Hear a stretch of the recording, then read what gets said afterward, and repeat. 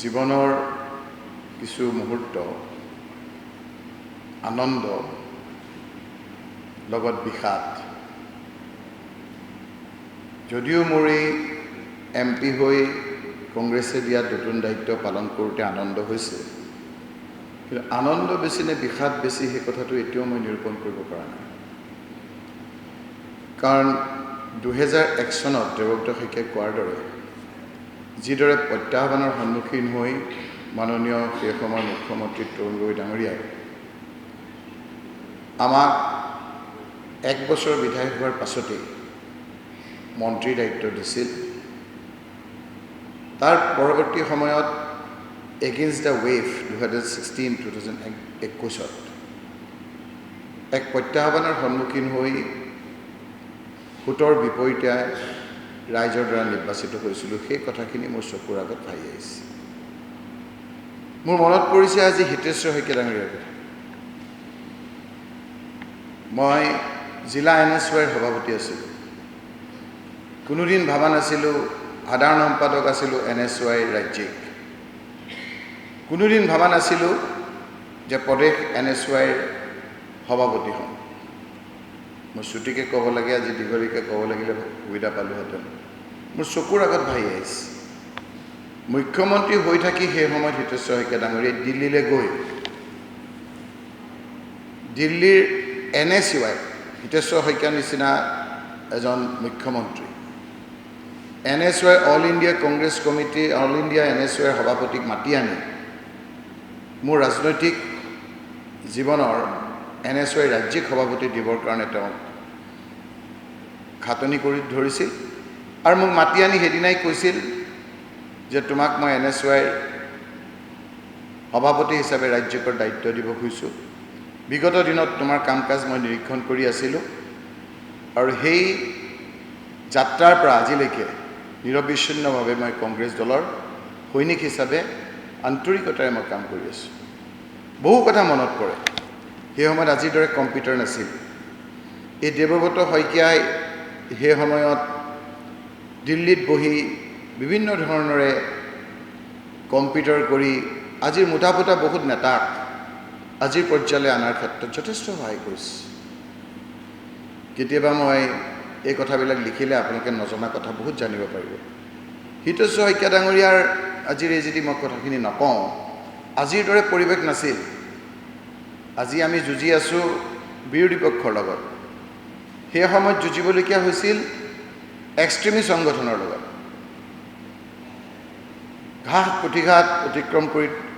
আঙুলিত ধৰি হিতেশ্বৰ শইকীয়া ডাঙৰীয়াই আমাক যিটো মৰম কৰিলে যিটো আশীৰ্বাদ কৰিলে মই আজি আপোনালোকক ক'লে মোৰ সাক্ষী এজন আছে কাৰণে মই ক'ব বিচাৰিছোঁ সেই সময়তে মই মোৰ কাম কাজ দেখি গোটেই অসমত মোক নাজিৰালৈ মাতি লৈ গৈছিল যে তুমি যেনেকৈ গুৱাহাটীত কৰিছা মোৰ তাতো কৰা পৰৱৰ্তী সময়ত সেই সময়তে মোক MP হ'ব নেকি বুলি সুধিছিল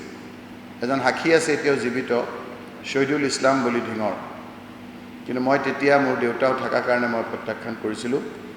সেই সময়ত সেই প্ৰস্তাৱ তৰুণ গগৈ ডাঙৰীয়া কেন্দ্ৰত মন্ত্ৰী আছিল তেওঁ যোগেদি মোক দিছিল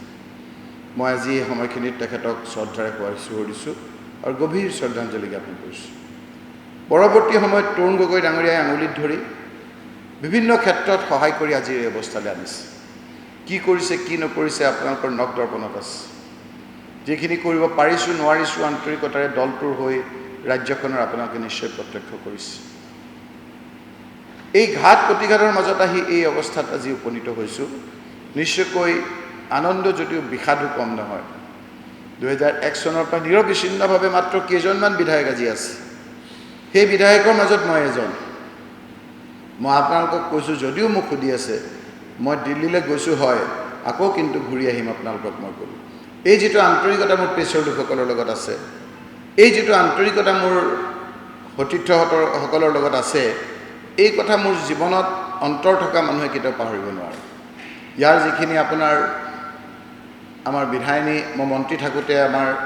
আমাৰ ছেক্ৰেটেৰিয়েটৰ লোকখিনি আজি আমাৰ বিধায়িনী দলৰ প্ৰতিজন কৰ্মী আমি গৈ তাত বহোঁ এই লোকসকলেও যথেষ্ট সহায় আমাক কৰিছে 2001 চনৰ পৰা বহু স্পীকাৰ পাইছোঁ সকলোৱে আমাৰ ক্ষেত্ৰত এই ক্ষেত্ৰত সহায় কৰিছে মই আজিৰ অধ্যক্ষ বিশ্বজিৎ দৈমাৰী ডাঙৰীয়াকো মই ধন্যবাদ জনাইছোঁ বিভিন্ন সময়ত আমি কথা কোৱাৰ ক্ষেত্ৰত আমাক যথেষ্ট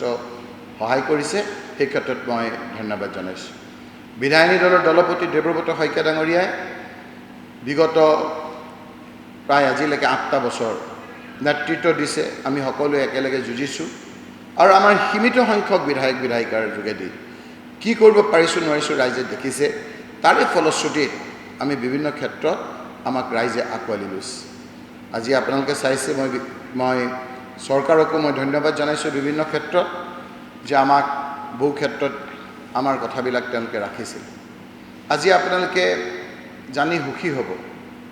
যে আজি ৰাহুল গান্ধী ডাঙৰীয়া, জিতেন্দ্ৰ সিং ডাঙৰীয়া, প্ৰিয়ংকা গান্ধী ডাঙৰীয়ানী, আমাৰ সভাপতি মাল্লিকাৰ্জুন খাৰ্গে ডাঙৰীয়া, আমাৰ ছোনিয়া গান্ধী ডাঙৰীয়ানীয়ে যেতিয়া গোটেই ভাৰতবৰ্ষত সমীক্ষা চলাইছিল, সেই সমীক্ষাত যেতিয়া ধুবুৰী লোকসভা সমষ্টিত মোৰ নামটো উচ্চাৰিত হৈছিল, সেই সময়ত প্ৰথমে মই অনিশা প্ৰকাশ কৰাটো সত্য। কিন্তু পৰৱৰ্তী সময়ত ৰাহুল গান্ধী ডাঙৰীয়াই কৈছিল যে এটা অপশক্তি নকওঁ, এটা শক্তিক নাশ কৰিবলৈ হ'লে তোমাৰ প্ৰয়োজন আছে, তুমি দলৰ এই ৰিকুৱেষ্টটো মানিব লাগে। মই একে উশাহতে বিনা দ্বিধাই এজন সৈনিক হিচাপে, এজন আপোনাৰ শৃংখলাবদ্ধ সৈনিক হিচাপে মই মানি লৈছিলোঁ। পৰৱৰ্তী সময়ত এই সমীক্ষা আমাৰ সঁচা হ'ল আৰু সেই সঁচা আজি ভাৰতবৰ্ষ আৰু আমাৰ গোটেই পৃথিৱীত ৰেকৰ্ড কৰিছে আমাৰ ভৰতনগৰ ডাঙৰীয়াই কোৱাৰ দৰে। মই যিসকলে এই ক্ষেত্ৰত মোক সহায় কৰিছে, ধুবুৰীবাসী ৰাইজক, ধুবুৰী ভোটদাতাসকলক, যিসকলে মোক ভোট দিছে, যিসকলে মোক ভোট দিয়া নাই, সকলো জাতি জনগোষ্ঠীক মই ধন্যবাদ আৰু কৃতজ্ঞতা জ্ঞাপন কৰিছোঁ। মোৰ মৰমৰ চামগুৰি সমষ্টি,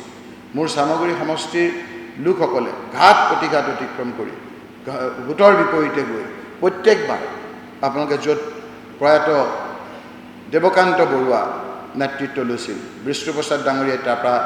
বিজয়ী হৈছিল, উষা বৰঠাকুৰৰ দৰে নেত্ৰী তাৰপৰা জিকিছিল, সেই ধৰণৰ এটা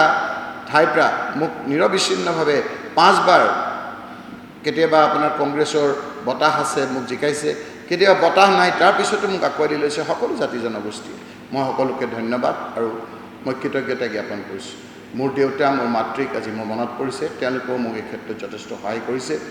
আজি হেমৱতী নন্দ হুগুনা ডাঙৰীয়া আমাৰ ঘৰলৈ আহিছিল, হোমেন বৰগোহাঁই ডাঙৰীয়া আমাৰ ঘৰলৈ আহিছিল আৰু হিতেশ্বৰ শইকীয়া ডাঙৰীয়া আমাৰ ঘৰলৈ আহিছিল। সেইদিনাই মোক এখন সভাত মই ভাষণ দিছিলোঁ। মোৰ মনত পৰে যে মই এটা শব্দ কৈছিলোঁ যে অস্পৃশ্যতাৰ দুখৰে আঁতৰাই ৰখা জাতিবোৰক আঁকোৱালি ল'ব শিকালে। হিতেশ্বৰ শইকীয়াই ডাঙৰীয়াই ক'লে, তুমি এই ভাষাবিলাক ক'ত শিকিছা? তুমি ইয়াত সোমাই থাকিলে নহ'ব, তুমি ব'লা গুৱাহাটীলৈ যাওঁ। সেই কথা বতৰাবিলাকে জীৱনত এটা সাজ বহুৱাই এই সময়বিলাকত সেইবিলাক কথা মনত পৰে। আৰু তৰুণ গগৈ ডাঙৰীয়াৰ অবৰ্তমানত মই তেখেতৰ যদি শলাগ নলওঁ তেতিয়া মোক দুখে চুব। তেওঁ সেই সময়ত যিদৰে মোক সহায় কৰিছিল, সহায় কৰি আজিৰ মুখ্যমন্ত্ৰী আৰু মোক প্ৰথমে আমি বিধায়কত মাত্ৰ এটা বছৰ থকাৰ পিছতেই আমাক ৰাজ্যিক মন্ত্ৰী ল'লে। ৰাজ্যিক মন্ত্ৰী লোৱাৰ পাছত 2006 চনৰ পিছত মোৰ সেই কথাটো মনত পৰিছে যে মোৰ দিনতে তোমালোকে যদি কেবিনেট মন্ত্ৰী নোহোৱা কাৰ দিনত হ'বা? তেতিয়া আমাৰ দুজনে কেবিনেট মন্ত্ৰী দিছে, তেখেতৰ মনত আছেনে নাই মই নাজানো। সেই দিনৰ পৰাই আমি আজিলৈকে নিৰবিচ্ছিন্নভাৱে ৰাইজৰ সেৱা কৰিছোঁ। মোৰ সতীৰ্থ বিধায়কসকল, বিধায়িকাসকল, বিশেষকৈ দেৱব্ৰত শইকীয়া আৰু আমাৰ বাকী লোকসকল, ভৰতনগৰ ডাঙৰীয়াই এইকেইটা দিনৰ ভিতৰত ভৰতনগৰ ডাঙৰীয়াক মই ওচৰৰ পৰা পাইছোঁ, তেওঁ মন্ত্ৰী হিচাপে পাইছোঁ, তেওঁক লগত আমি এতিয়া একেলগে কাম কৰিছোঁ। তেওঁৰ সুদীৰ্ঘ যিটো আপোনাৰ অভিজ্ঞতা, সেই অভিজ্ঞতাই আমাক যথেষ্ট সহায় কৰিছে। আজি মই যিসকলৰ নাম ল'লে কাৰোবাৰ নাম ল'লে কাৰোবাৰ থাকি যাব, আমি বহু জ্যেষ্ঠ নেতাসকলক আমি পাইছোঁ। আমি ধানোৱাৰ ডাঙৰীয়াকে জ্যেষ্ঠ বিধায়ক আমি পাইছোঁ, প্ৰফুল্ল কুমাৰ মহন্ত ডাঙৰীয়াৰ নিচিনা এজন সুদক্ষ ৰাজনীতিজ্ঞক আমি বহুদিন একেলগে পাইছোঁ, প্ৰেমধৰ বৰাৰ নিচিনা লোকক আমি পাইছোঁ আৰু বহুত লোকক মই বিধানসভাৰ ভিতৰত পাইছোঁ, যিসকলে বিভিন্ন সময়ত আমাক সহায় কৰিছিল। মোৰ আজি সেই কথাবিলাক মনত পৰিছে। বিশ্বজিৎ দৈমাৰী প্ৰমুখ্যে আগৰ যিসকল আমাৰ প্ৰণৱ গগৈকে আদি কৰি, আমাৰ পৃথিৱী মাঝি ডাঙৰীয়াকে আৰম্ভ কৰি টংক বাহাদুৰ ৰয়কে আদি কৰি আমাৰ বিভিন্ন যিসকল স্পীকাৰ আছিলে, সেই স্পীকাৰসকলেও আজি আমাৰ যিটো মান সন্মান মৰ্যাদা সেইখিনি আমাৰ নিশ্চয় আমাৰ অটুট ৰাখিছে। এইবাৰো আমাক যথেষ্ট স্পেচ দিছে। মোক বিশেষকৈ মই কোনো ক্ষোভ নাই যে তেখেতে যথেষ্ট আমাক স্পেচ দিছে আমাৰ কথাখিনি চৰকাৰক আমাৰ ৰাখিবৰ কাৰণে। পুনৰবাৰ মই চৰকাৰকো ধন্যবাদ জনাম যে তেখেতসকলে আমাৰ বহু কথা আমাৰ মানিছে আৰু বহু কথা তেওঁলোকে মানা নাই, গতিকে সেইটো গণতান্ত্ৰিক প্ৰক্ৰিয়াত এটা থাকেই। আজিৰ দিনটোত মই বিশ্বাস কৰোঁ যে সকলো সময়তে সকলো ক্ষেত্ৰত সমালোচনা কৰিব নালাগে। আজি এটা আনন্দৰ দিন যেনেকৈ মোৰ এটা বিষাদৰ দিন, কিন্তু মই আপোনালোকক পুনৰবাৰ কৈছোঁ যে মোৰ অন্তৰখন সদায় ইয়াতহে থাকিব, মই ইয়ালৈকে আকৌ ঘূৰি আহিম, মোৰ মোৰ মোৰ মানে খুব ইচ্ছা যে আকৌ ঘূৰি আহিব লাগিব।